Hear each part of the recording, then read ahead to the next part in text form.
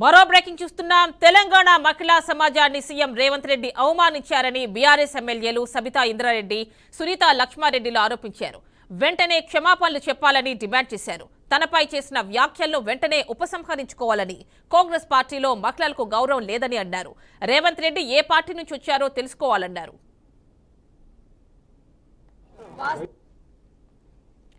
సమయం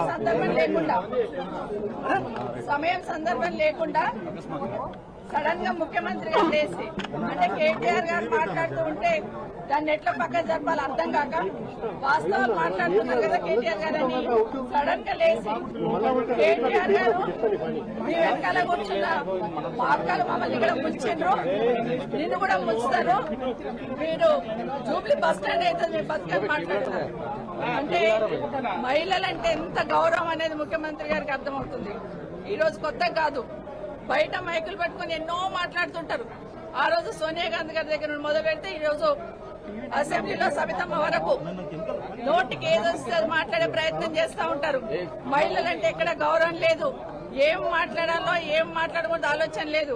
ఒకటి అడుగుతున్న రేవంత్ రెడ్డి గారు, మీరు ఈ పార్టీలోకి రాకముందు నుండి ఈ పార్టీకి సర్వీస్ ఇచ్చిన వాళ్ళం మేము. భుజాన జెండా వేసుకుని పనిచేసి ఆ పార్టీ అధికారంలోకి రావాలని కోరుకున్న వాళ్ళం, నేను గాని సునీత గాని. ఈ రోజు నా గురించి సునీత గురించి మాట్లాడుతూ పార్టీకి ఏదో మోసం చేశారని మాట్లాడారు. ఏం మోసం చేశాం? మిమ్మల్ని ఈ రోజు అవతల పార్టీలో మిమ్మల్ని ఈ పార్టీ కాంగ్రెస్ పార్టీలోకి రమ్మని చేయడం ఒకటే నేను చేసిన తప్పు అనిపిస్తుంది. ఈ రోజు ఆడబిడ్డలు ఎప్పుడైనా క్షేమం కోరుతారు, నష్టం కోరరు. నమ్ముకున్న వాళ్ళకి ప్రాణమనే ఇస్తాం కానీ నమ్మిన వాళ్ళకి మోసం చేయాలని ప్రయత్నం చేయం. కానీ ఈరోజు ఏదైతే రేవంత్ రెడ్డి గారు మాట్లాడారో ఒక సునీతమ్మకు సబితమ్మకు జరిగిన అవమానం కాదు ఇది. యావత్ తెలంగాణ మహిళల గురించి మాట్లాడిన మాటలు ఇవన్నీ.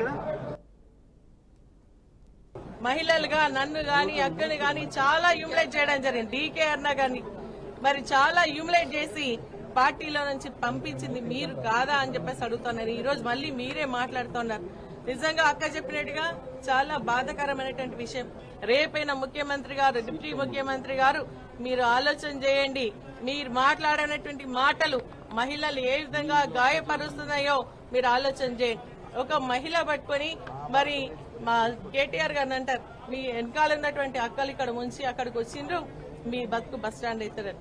మాలాంటి ఎంతో మంది మహిళలు ఈ రోజు రాజకీయంగా ఇంట్రెస్ట్ లేకున్నా కూడా మేము వచ్చి ప్రజాసేవ చేసి కట్టుబడి ఉన్నాము అన్న విషయాన్ని మీరు గమనించాలని చెప్పేసి నేను తెలియజేస్తూ, మీరు ఖచ్చితంగా మరి ముఖ్యమంత్రి గారు, డిప్యూటీ ముఖ్యమంత్రి గారు కూడా మరి మీరు క్షమాపణ చెప్పాలి. మాకే కాదు రాష్ట్ర మహిళలందరూ కూడా క్షమాపణ చెప్పాలని చెప్తా ఉన్నాం.